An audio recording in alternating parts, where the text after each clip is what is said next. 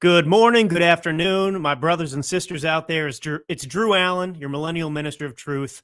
I'm finally back in the pilot seat. It's been a couple weeks, but I'm reporting to you live from Napa Valley. You may have seen there's a giant fire that is near Calistoga. Anyway, it's in the Napa Valley, and I'm about 6 miles from there. All good, safe so far. I'll explain a little bit about that in a minute because actually I want to get into it because there's the climate hoaxers out there at the New York Times and elsewhere have an interesting take on this fire, which of course is divorced from reality, which is most of the left's positions, which is going to be a lesson for us to take away today. But look, the last couple of weeks, I'm really excited to be here with you. I thank you for your patience. No, I didn't disappear. No, nothing's wrong. I may have told some of you in the last couple of weeks. I signed a pretty aggressive contract with my book publisher to deliver a book on the Trump-Russia collusion hoax that takes into account everything we know now, and this will be the definitive book on the subject. I can't tell you the number of bombshells that I have uncovered. And so I have been working diligently at that. And, of course, if it's your first time tuning in, my day job, if you will, is I'm a publicist. I've been Tulsi Gabbard's publicist. I've been a publicist for Charlie Kirk, a lot of big people out there. So I just say that because that job keeps me very busy. And so because of my own penchant for pain, to sign this aggressive, basically 30-day contract to deliver a book. Any of you written a book in 30 days, especially on something like Trump-Russia collusion, where the Obama administration and Hillary Clinton will probably want you dead if you publish it? Well, that's what I did. So that's where I've been. I'm good. I'm healthy. I'm here. Thank you for being with me today. All right. So firstly, I just want to point out something. Yeah, I'm about 6 miles from the fire in Napa Valley. It's called the Picket Fire. If you looked at the news at all, you probably saw something about it. It's grown to over 2,000 acres here. And, I got a little bit of PTSD, I'll be honest, because I was here in 2020 when an even worse fire was here. And actually, we did have to evacuate, and many homes, people I know, they lost their homes. Their homes were burned in those fires. This happened yesterday afternoon, and it spread pretty quickly. Now, I want to read you the New York Times take on this, which you can apply to anybody on the left. And the point is, of course, that the left, they're such rabid ideologues that they don't live in reality. They do not allow facts to get in the way of their narrative. So I want to pull this up for you. This is the New York Times coverage of this fire. California is facing one of its worst wildfire seasons this year, fueled by some of the hottest summer temperatures on record and compounded by cuts to federal agencies that assist with firefighting. So it's Trump's fault that this fire is happening, right? Naturally. And it's climate change, because this is, what did they say? Fueled by some of the hottest summer temperatures on record. Now, I live here full time. And what's amazing about this moron, this propagandist, is that it is a matter of fact that this summer in Northern California, in Napa Valley, in San Francisco, is one of the coolest summers we have had in decades. So this is the New York Times, right? That was reported yesterday. Here's another New York Times article from August 1st, just a few weeks ago. Look at this headline. Why is California so chilly this summer? It's been so cold in San Francisco, painters on the Golden Gate Bridge had to break out the heaters. But this numbnuts over here that wrote this other article, Amy Graff, Francesca Regalado, wildfire forces evacuations in Napa County, California. And it's Trump's fault, and it's because we've had record hot temperatures. Except, any journalist could use ChatGPT, even as biased as it seems to be a lot of times. You could go online and do a simple search and understand that this isn't the hottest summer in record. Let me read this, some of the pull quotes from this New York Times article from just a few weeks ago. Why is California so chilly this summer? Get this. San Francisco is seeing the coldest start to a summer in over 2 decades. And nobody has felt the chill more than the people tasked with painting the Golden Gate Bridge. Here we go. Some more. Just an hour south of the city, San Jose saw its 10th coolest start to summer, with records going back more than 100 years. The average high was 76.9 compared to the normal 81.2. In July, the average afternoon high in Napa, that's where I am, that's where the fire is, the epicenter of California's wine industry, was 5 degrees below normal. The story was the same in Sacramento, which saw only one day above 100 last month. For someone under the age of 30, here's the kicker. They always got to put something in, because when the facts prove that they're morons and liars and hoaxsters, they have to find a way to try and keep that hoax alive. So, of course, Amy Graff adds, for someone under the age of 30, this might be the coldest start to summer in his or her lifetime. And yet, it would have been more typical of a summer a century ago, said Daniel Swain, a climate scientist at the University of California, Los Angeles. So anyway, that's just the incredible links and shamelessness, honestly. I mean, you've got the New York Times that 2 weeks ago was writing an article about how this was like the coolest summer ever in Napa Valley, in San Francisco, in California. And then now, just because there's a wildfire, you've got some moron named Francesca Regalado writing that this is the hottest summer ever. Like I said, I live here. And this is the same New York Times publishing both of these things. But they don't care, right? I mean, they're just pushing the agenda. But I actually, living out here, obviously, I know a lot of people who own vineyards, work in the vineyards, work in the tasting rooms, wine families, and so on and so forth. And you know, even a few weeks ago, I was talking to some of them, and they're very concerned about the grapes right now. Not because of the fire, I'm saying preceding this fire. They're very worried about the crop, right? I mean, everyone, you know, I get it. Grapes are like sexy farming because you drink wine, but it's still farming. It's agriculture, even if it's boozy. But my friends in the industry that own these wineries, right? They make their livelihood depends upon selling wine and selling good wine and having a quality product. And they said, you know, this is one of the toughest seasons they've had because it's been so cool. Because the heat, you know, high temperatures are what makes the grapes grow. And secondarily, you know, when it's cool and you have all this moisture, you can get mold and stuff on the grapes.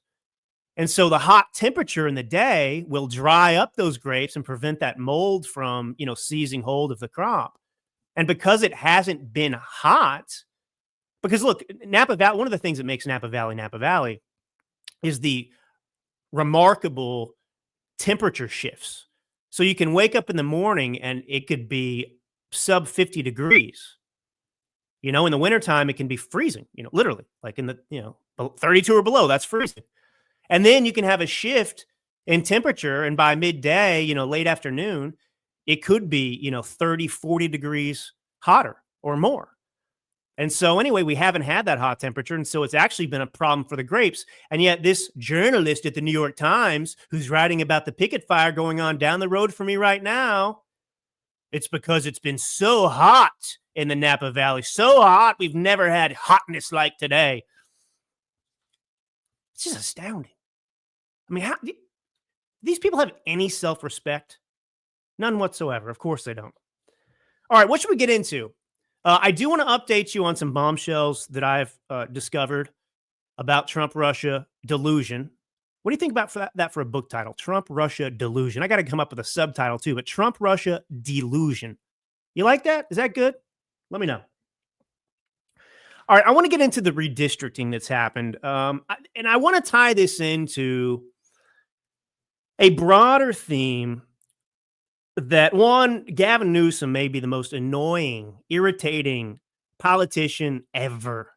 Ever. I mean, more annoying than even Kamala Harris, if that's even possible. Such a phony, such a fraud, such pretend machismo. And obviously he's desperate to be president. I mean, most people who want to be president are desperate to become president. But But Gavin Newsom is actually, don't fall for it. Gavin Newsom is trying to emulate Trump in many ways. He's doing a poor job because Trump is Trump. There's no one like Trump. There's one Trump. There's never going to be another Trump. And Trump doesn't force anything. He's not putting on a show.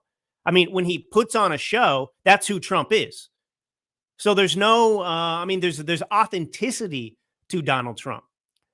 All these Democrats, the problem is that they don't know who they are. They're empty vessels for, the Marxist agenda. And so, they go on a black radio show with Charlemagne the God, and they say, hey, black people, my name's Hillary Clinton. I'm running for president, and I like hot sauce. I like hot sauce like you black people, right? You guys like hot sauce? That's what I heard. That's what my black friends, I don't have black friends, but Obama tells me that some black person that's friends with all his white friends in Martha's Vineyard loves hot sauce. So that's my point of reference. So yes, black people, I carry hot sauce in my purse. Ain't that funny? Ain't that cool? I'm just like you blacks. Hot sauce in the purse. That's Hillary Clinton, right? They all do this.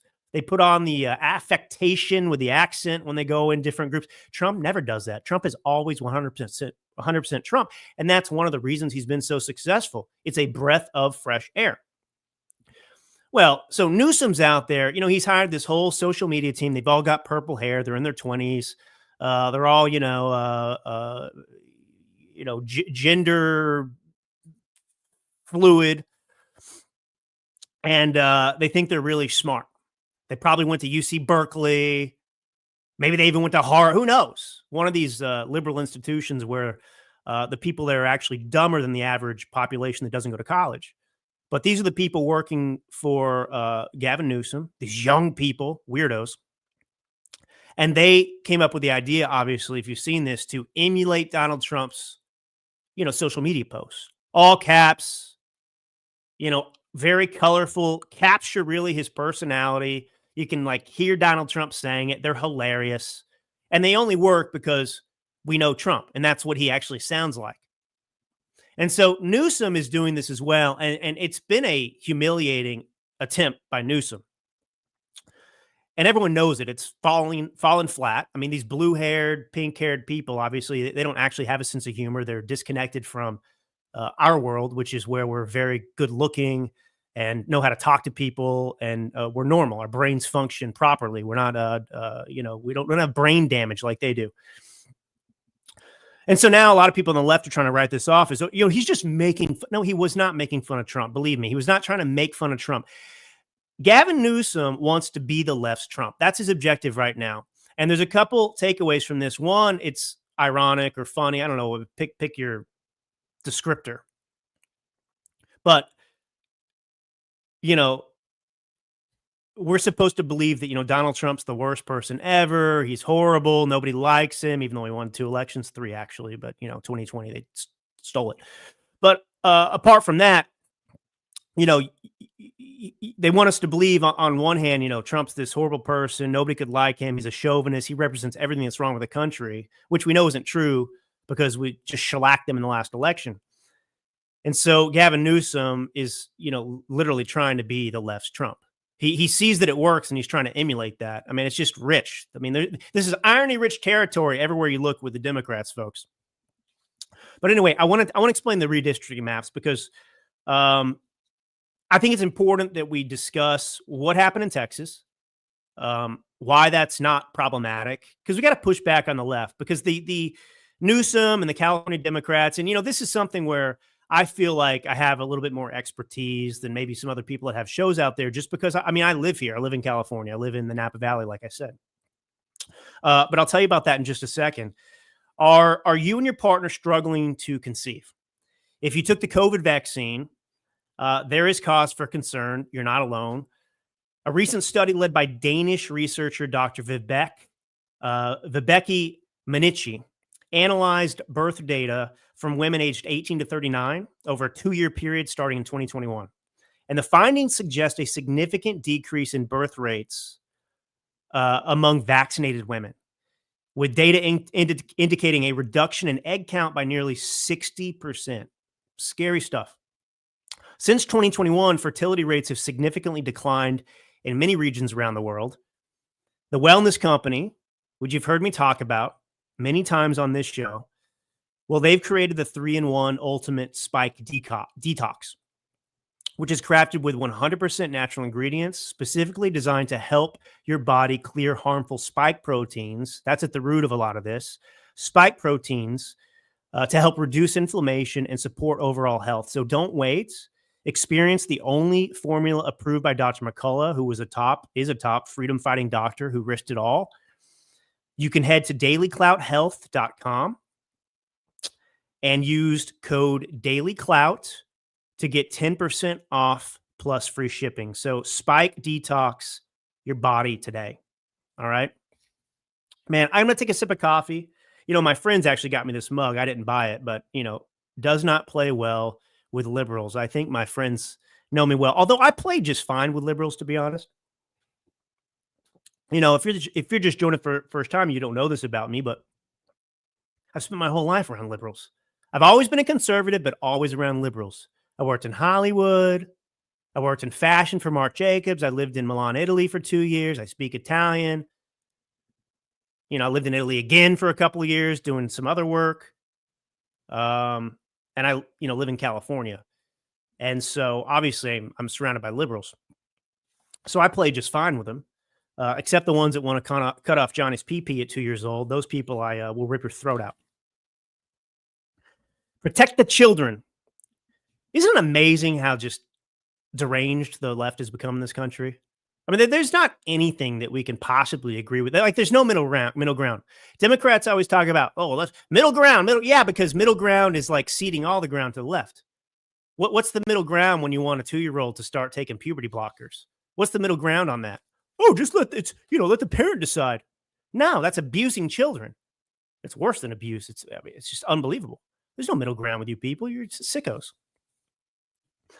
All right, so let's talk about this Republican map, right? So the Republicans are gerrymandering, which is a legal framework to redraw districts that, in theory, are supposed to reflect the census, right? So, I mean, you're going to redraw districts based on the political changes that happen in a state. So it's rooted in a good place, and obviously it's accepted. Everyone knows that people in power, when you own the governor's mansion and you have the state legislature, you're able to manipulate those maps to benefit the party that's in power. Everyone knows that is what takes place, and everyone does it. But Republicans in Texas, so they redrew this political map, and it's based on the results of the 2020 census. And they've said this is just about keeping up with how the state is changing. Texas, despite the left's efforts, which is actually really encouraging, it's actually been trending more conservative, especially, and this is actually the root of it, especially among Hispanic voters, people on those kind of border towns that have been here and don't want illegals here. They don't want crime. So they have become more conservative.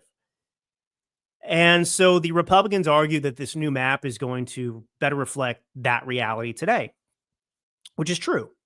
Now, Democrats hate this Republican map in Texas. One, they hate that the Republicans finally found their balls. But the Democrats hated it. I mean, in Texas, in the state legislature. So, they played a little game. They acted like the children that they are. And instead of staying and debating, more than 50 of them walked out of the legislature to block the process. They fled the state. And it wasn't some brave stand. It was a stunt, political stunt to show, to shut down democracy. And this is what Democrats always do, right? They're such gaslighters. When Democrats don't like the way things are going, when the democratic process that they claim to defend, to the death, when that democratic process doesn't work out in their favor, well, when they're losing, well, they're happy to shut down the democratic process. They're happy to become fascists and communists and Marxists and show their true colors. So anyway, in the end, the Republicans were able to push the map through anyway, and it's expected to give them several more seats in Congress. And this was politics, and Democrats play the same game in blue states, and they cry foul when Texas does it. Now, I want to give you the reality of this because, you look, I get it. Some people out there, they say, well, I don't really like gerrymandering because of X, Y, and Z, but it's just a political reality. And you either do it, uh, and it's basically a level playing field if everyone does it, or you don't, and you give the Democrats who don't have any morals, any qualms about breaking norms, as we'll discuss with California and what they're doing in response. So I'm just a political realist, and seeing how dangerous the Democrat Party has become. Yeah, I'm still moored by certain constitutional requirements and laws and standards. But in these gray areas or areas that we thought, oh, we're above that, I'm not there. If my objective is victory, that's it. So here's the reality. Texas maps still reflect roughly the vote. So I guess my point is, in a perfect world, when you redraw the district maps after a census in a state for representation, we're talking about House seats, right? So those are a portion based on the population of the state. So every state has 2 senators, right? So that's equal. But then the U.S. House, you get representation based on population. And remember, Democrats are already cheating because they include illegals in the census. Just keep that in the back of your mind because I'll make a point about that in a second. So, in a state where the population was roughly 50% Democrat, 50% Republican, in a perfect world, half of the House seats would be Democrat and half of the House seats in Congress would be Republican. That's how it should be. Well, in Texas, Republicans win about 55% of the statewide vote, and they hold about 64% of the congressional seats. So it's not a perfect balance, but it's far closer and far more fair, if you will, than what Democrats pull off in their strongholds. So let's look at California. This is California as it currently is. This is not even the new outrageous rule change that Gavin Newsom and Democrats are proposing to try and negate Texas exercising its lawful responsibility. So in California, Democrats only win about 61% of the statewide vote.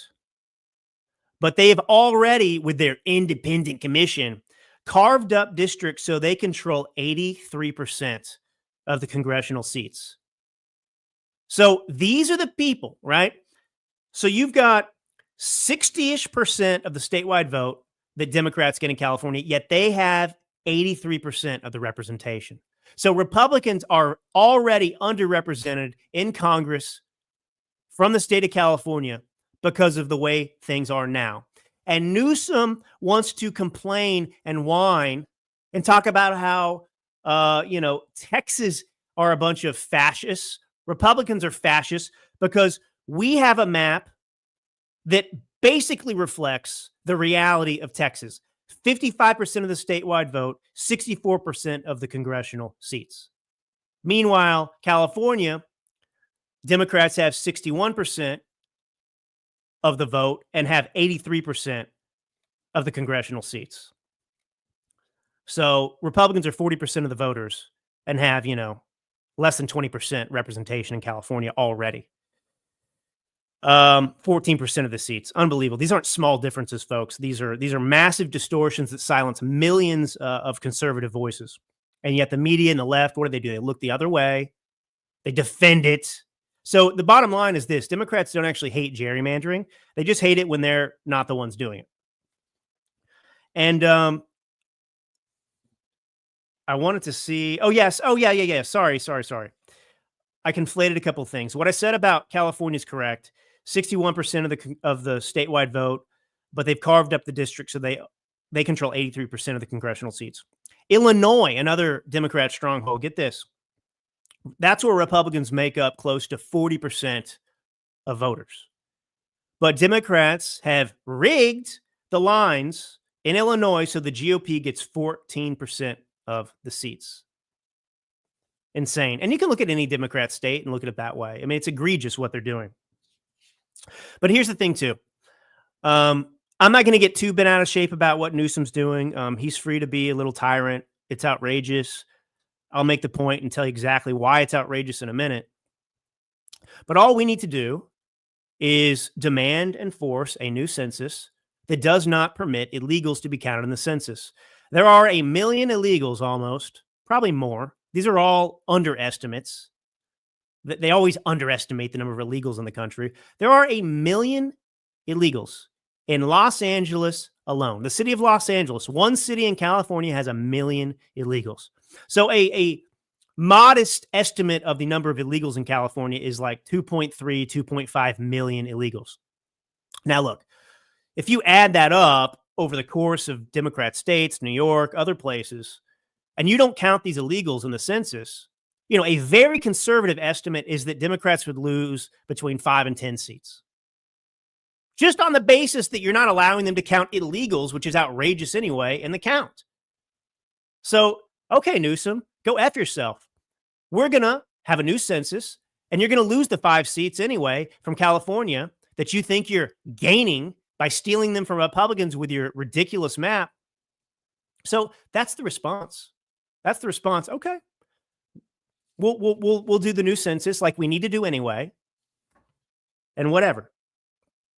Because, you know, California lost 1 seat after the last census. They had a net loss of population of, it wasn't huge. It was, 200,000 people. But for California, that's a big deal because they're always gaining population because the weather here is amazing, except for the global warming the New York Times tells me about and the fire down the street from me. But apart from that, it's all good.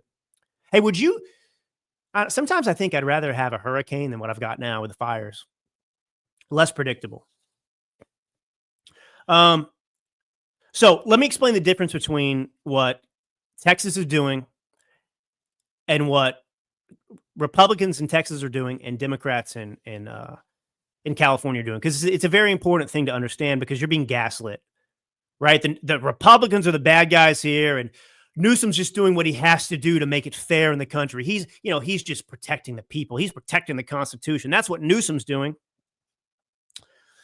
So Newsom just scraps California's independent redistricting process because it might cost them power. And he shoved through a partisan map that's going to protect Democrats. Texas Republicans have admitted, of course, that they're drawing maps to help their side, but California here is gaslighting, pretending that they're being pure and fair by doing this, while they're actually rigging the system currently worse than anyone. So that's not reform, right? That's called hypocrisy. So Republicans in Texas, they're using rules that already exist. Every state can gerrymander. It's lawful. It exists. So Texas is drawing the lines in their favor, no doubt, but they're doing it with a existing legal framework. The legislature has always had the power to do this, to draw maps after the census. So Democrats might not like the outcome in Texas, but nothing about it broke the established rules of the game. Does that make sense? Now, California under Gavin Newsom is a totally different story. California had made this big show in the past of creating an independent redistricting commission, which, by the way, I told you what the representation was. It obviously wasn't independent. It was independent in name only. So they claim, oh, yeah, we took the politics out of the process. But now when the maps aren't giving Democrats the partisan advantage that they want in the midterms, because, look, the Democrats are looking in the midterms to stop Trump. They can't vote for a president because it's not a presidential election. All they can do to stop Trump is to regain the House, because they're probably not going to get the Senate, so they can just stall Trump's agenda.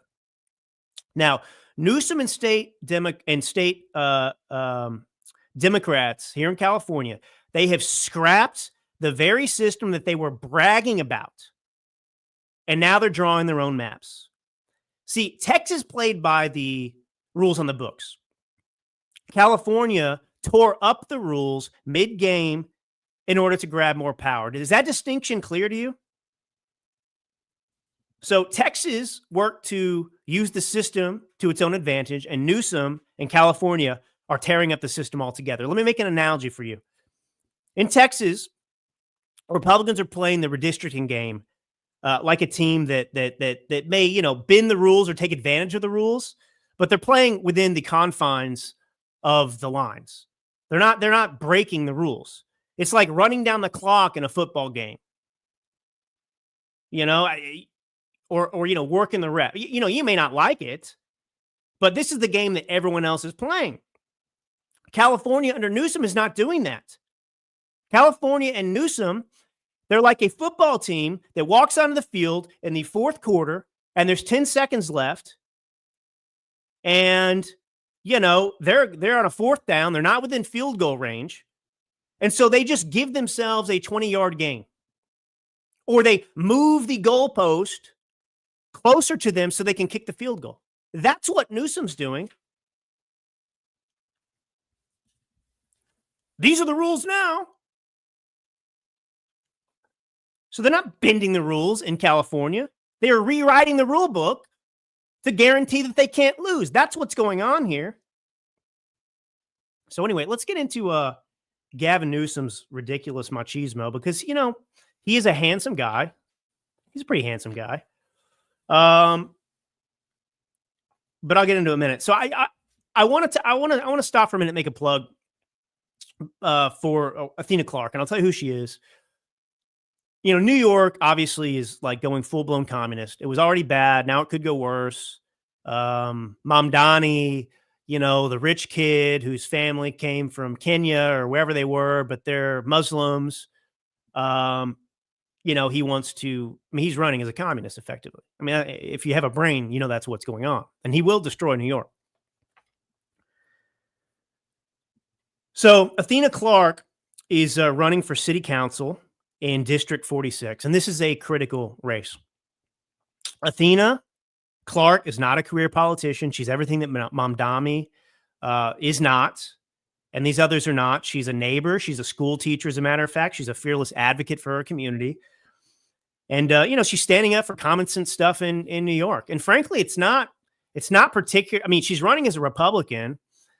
She's in New York. It's not a purist point of view, even that she's running on. I mean, she happens to be black, by the way. I mean, if you care about that kind of thing. But, you know, she's standing up for safer streets. She's standing up for transparent government, real accountability, values that don't just matter in Brooklyn, which is where her district it would be, and it is, but for the future of the city of New York.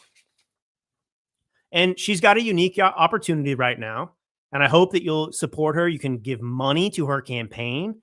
You know, it's an easy thing to do. And look, $5, $10, $2, you know, this stuff matters and makes a difference. And the Democrats are more inclined to be activists, and they will give that money. We seem by virtue of our title to be a little bit more conservative, but we need to make these types of contributions too. But every dollar you donate can be matched 8-1 by the city's public matching funds program if you live in District 46. So obviously this depends on you being in that district, right? So your $25 donation, if you live in her district, could instantly become $225 to power her campaign. But only if you act, you know, now. I mean, this is coming up quick. So, but even if you don't live in the NYC, every dollar counts. You can donate to the campaign. You might not get the match, but whatever. And Athena Clark, she's already hit the key donor threshold to unlock these matching funds. So she is a serious contender. But to win, she does need all of us to stand with her. So I just want to let you know, you can go to contribute.nycvotes.org/campaigns/Athena Clark. You know, I'll put a link in the description later. Give what you can, because we need to send, you know, I mean, we need to let these people know that they're supported around the country, especially in a place like New York. You know, I mean, it's so depressing, the people you're around. But, you know, NYC's it's an important city, you know, makes me sad what's happening there. I lived there for a year after college. You know, I haven't been back in a number of years, to be honest. I don't really want to go back, given what I read about New York, to be honest. I would love it to get back to its glory days. I mean, it's a emblematic city in America. But anyway, so think about that. Athena Clark, contribute.nycvotes.org. You could probably go there and find Athena Clark. So, you know, Newsom, first off, should I do this? Should I play? Because I'm sure Newsom would love this. I think we should all do this. Newsom, when he was the mayor of San Francisco, slept with the wife of his best friend. That's the kind of guy Newsom is. All this who is Newsom to criticize Trump on anything related to sexual behavior? This guy's wife, partner, Gavin Newsom, also slept with Harvey Weinstein. So, this is a family that really likes to swing around. This is a family that doesn't take their commitment to a marriage or a partnership seriously, which explains why Gavin Newsom doesn't take a commitment to the Constitution or anything else, because Gavin Newsom only cares about himself. He doesn't have morals. He doesn't have values, but he grandstands and lectures the American people about how wonderful he is. Here's Gavin Newsom. This is great. 1 minute. Let's watch the whole thing. Gavin, what have you done? Thank you all for coming here on short notice. Want to make it clear that everything you've heard and read is true. And I am deeply sorry about that. I've hurt someone I care deeply about, Alex Turk, his friends and family. And that is something that I have to live with and something that I am deeply sorry for. I am also sorry that I've let the people of San Francisco down. They expect a lot of their mayor, and my personal lapse of judgment aside, I am committed to restoring their trust and confidence, and will work very hard in the upcoming months to make sure that the business of running the city is framed appropriately. I also want to extend a personal apology to everyone in our administration, to my staff that I just met with, to my friends and my family members. I am deeply sorry. So sincere, Gavin. So sincere. So anyway, he was banging the wife of his best friend. I mean, it's bad enough to have an affair. It says something else about you, though, when it's like your best friend's wife. Like, don't you have any bro code? Does that exist at all for you, Gavin? No. So that's Gavin Newsom. That's who he is. So every time he wants to lecture the American people about morality, I think he should be reminded that he cheated on his own partner, I imagine. But he cheated. He home wrecked his best friend. Gavin Newsom, he just makes your skin crawl. I don't know if you all feel this way. It's so forced. He's obviously so angry and insecure. It's off-putting. The aggression. He can't control himself. I mean, look, he's pretty smooth, I guess, with some of the way he speaks and things like that. Obviously, if he's in an environment where he's challenged, which never happens, he blows up. But I want to play a clip. Here's Gavin Newsom. I mean, I guess, it's amazing because we have real machismo, which is Trump. I mean, Trump is the alpha apex predator. And it comes so naturally and easily to him. He's at ease. He doesn't have to exert himself to show that he's in charge. He never has. And it's like a comforting thing. People like Gavin Newsom, you look at him compared to Trump and you really see what an emasculated little B-I-T, finish the word, this guy is. And it makes him so dangerous. Well, listen to him here. I'm sorry. I know some people's sensibilities. I respect and appreciate that. But right now, with all due respect, we're walking down a damn different path. We're fighting fire with fire, and we're going to punch these sons of bitches in the mouth. Can you imagine would you enjoy listening to me, or would you would you believe that I had more credibility? I mean, I can go down the list of my credibility, the clients I've represented, in the Trump administration right now, what I've done in my life. But even with that experience, if I sat here like Trump, I said, we're going to punch these bitches in the face.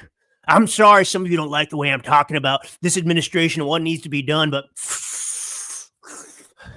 I'm going to punch these bitches in the face. What kind of freak is this? This guy's running California into the ground, and this guy wants to be president. Let me just play this one more time. I'm sorry. I know some people's sensibilities. I respect and appreciate that.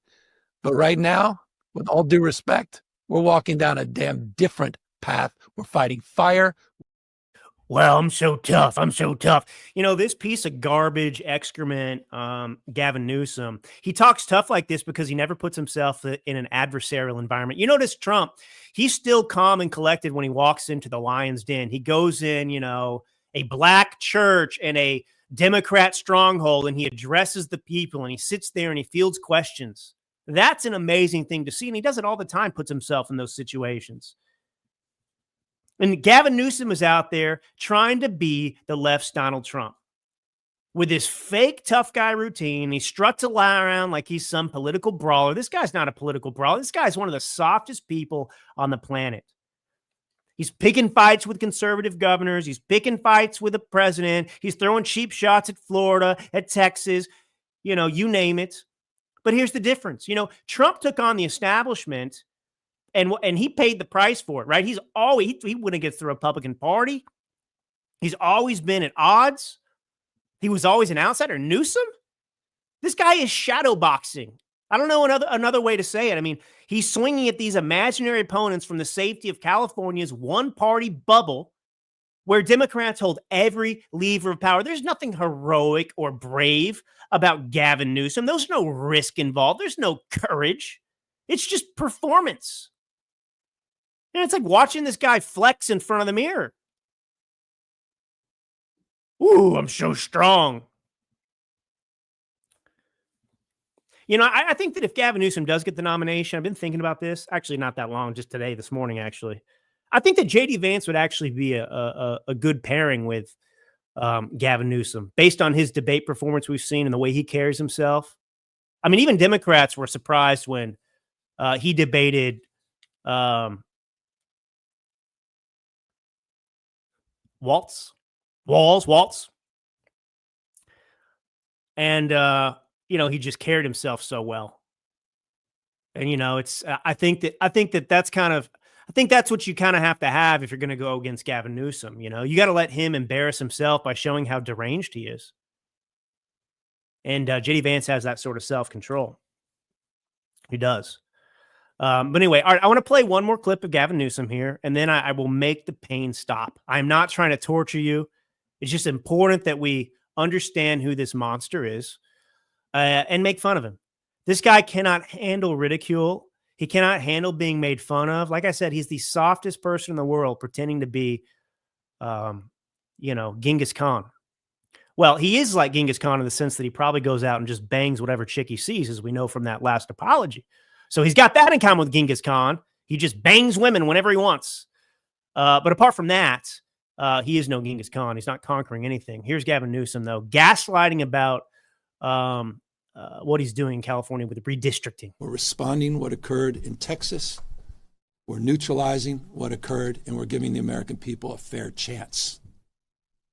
Because when all things are equal, we're all playing by the same set of rules, there's no question that the Republican Party will be the minority party in the House of Representatives next year. If we're all playing by the same rules, there's no doubt that the Republicans will be the minority party. It's the exact opposite. The Republicans are playing by the rules. It's Gavin Newsom who wants to change the rules.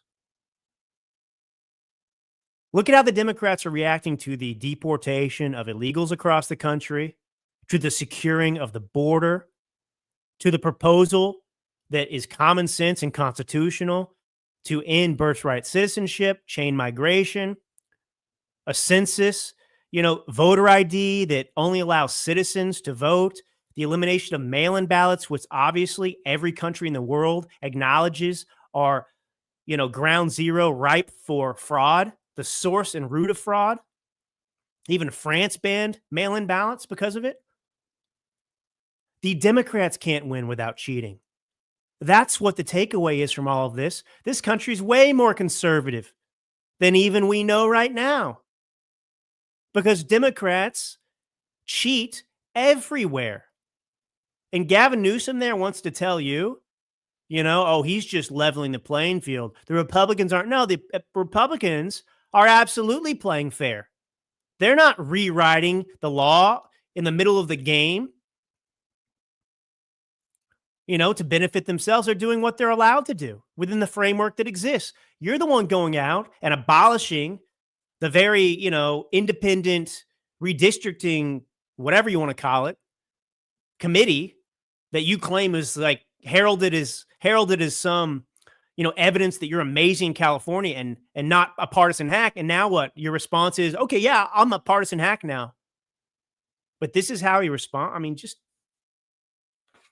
the guy can't win the presidency. That's what I feel good about, though. I know that people get scared of him, but he's in California. It's like being in New York. Yeah, you can be a communist and win in New York, like AOC. You can't win a national election. That's what we learned. That's what we learned from the last election. It doesn't sell. The Democrats are dying right now. Dying. And they've done it to themselves, and I'm very happy about it. Very happy about it. All right. Are you ready to move easily and independently, without pain, without stiffness holding you back? Do you want to look in the mirror and see Gavin? I'm just kidding. Do you want to look in the mirror and see a plump, hydrated glow instead of more fine lines and wrinkles? Discover Native Path Collagen, made with only type 1 and 3 collagen fibers, the two most important types that make up 90% of the collagen in your body. It's found in your cartilage, in your bones, in your skin, your hair, your nails, your gut. Types 1 and 3 provide maximum benefits without the need for unnecessary fillers. Native Path Collagen is a single ingredient formula, no fillers, no additives, no artificial sweeteners. It's third-party tested for heavy metals, ensuring purity and safety. It's completely flavorless. And by the way, I do take this collagen. Native Path Collagen can be added to anything, to your coffee, to your smoothies, to your oatmeal, you name it. Its peptide formula makes it more bioavailable, which means it mixes perfectly without clumping. And the best part, they offer amazing bundle deals. They've got 4 million jars sold, 1 million happy customers, 8,000 5-star reviews. I wish I had that for my podcast. Can I get some 5-star reviews? And a 365-day no-risk guarantee. Native Path is a trusted choice. Plus, they offer an 800 number for any questions about usage, recipes, or ingredients, and you'll speak to a real person ready to help. What a relief. Visit getnativepath.com/dailyclout and start your transformation today. That's getnativepath.com/dailyclout. Man, I'm so excited to be here. I really missed being here the last couple of weeks. It's so fun. We did the first live Rumble show. I think the last show I did, and we got over 17,000 views on Rumble for the first live show that we ever did.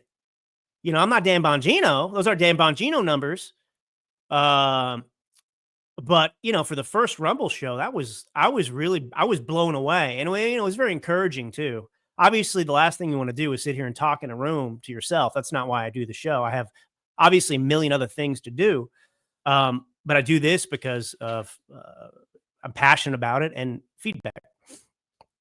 I like the comments on the screen. Yeah. Newsom is embarrassing. Yeah, he is. He is. Let him embarrass himself. I mean, this guy, lives in an alternate reality like they all do, where he thinks he's amazing and doing wonderful work, but the joke is on him. We don't have a ton of time left. I said I was going to talk about Ukraine and Zelenskyy. I don't think I will. I think I'll spend the last, just few minutes that we have remaining to talk about what I'm an expert in, which is this Trump-Russia collusion coup, Clinton coup. But just, with Ukraine, Zelenskyy came in. He had a meeting with world leaders. He put on some version of a suit. So, that's pretty much the only positive development of that meeting, to be honest. I mean, it was a little bit more cordial than usual. At least Zelenskyy showed a willingness to do what he's told. This is the thing, think about this. Zelenskyy is running Ukraine. He's not. We're running Ukraine like we always have. The irony of the whole situation is, everyone's saying, Russia just wants Ukraine to be a vassal state, of Russia. Well, Ukraine is a vassal state of the United States. I mean, it's our money there. It's our weapons there. It's our corruption there. So, Ukraine is not an independent country. They never have been. All this is about who's going to get Ukraine, the Russians, or are we going to keep it in the West? It's so silly, but I don't want to get into it all. But anyway, Trump's trying to set up a meeting with Zelenskyy, and the Russians really do have leverage in this, unless we're willing to go to war with Russia, which I'm not willing to do. And we shouldn't be willing to do, and it's not going to happen. So Russia has the leverage here. Their close proximity, obviously, to Ukraine. They invaded. They hold the cards. So Zelenskyy and the West, including previous leadership in the U.S., seem to have a hard line with Russia. We're not going to concede to any of your demands, even though you have this stronger military and you could take all of Ukraine if you wanted to. No, we're going to. So it's just, this is the problem with Russia. It's just reality. We have most of our country, not most, but, a good, at least more than a third of it, because we beat Mexico in a war. That's how it works. We won. Sorry. Well, it's the same thing today. Russia took advantage of a weak administration in the past. It's horrific that people are dead. I want it to stop. And that should be the objective. And it's going to require concessions by Ukraine. Now, look, the revelations with Trump-Russia collusion, just to kind of close out. There's been some more bombshells. Just the News has reported that, FBI Director Comey leaked classified, or gave the green light to leak classified intel to the New York Times, which obviously is a big no-no, but then he wasn't prosecuted. I mean, the whole problem with this is we know what crimes were committed and who committed many of them. But, the FBI, the DOJ didn't prosecute its own, even under the last Trump administration. So that's the problem. And the Durham investigation and the Inspector General investigation by Horowitz before that, both of those investigations, Durham was a little bit better than Horowitz, but both classified, kept out of the public view, the annex, the information that the U.S. government and the FBI was intercepting Russian intel intended for the criminal. That basically, this is the irony. The most accurate information we have about what took place in 2016 and afterwards came from the Russians, because the Russians didn't have any incentive to lie. They were getting intel because they were spying to give it back to Putin and the Kremlin to update him on what was happening in the American political process. Do you understand how ironic that is? Our most accurate source of information about all of this is actually from the Russians. And Durham and Horowitz buried this. They didn't allow us to see it because it showed that Obama was involved, that he pressured the Attorney General Lynch to shut down the investigation into Hillary Clinton. So this went all the way up to Obama. This isn't just a Clinton scandal. It's an Obama scandal. None of this could have been possible without Obama's approval. It shows that the Attorney General was, through back channels, giving updates on the investigation to Hillary Clinton. And then you had the famous tarmac meeting, right? Attorney General Loretta Lynch just happens to show up at the Phoenix tarmac when Bill Clinton is there.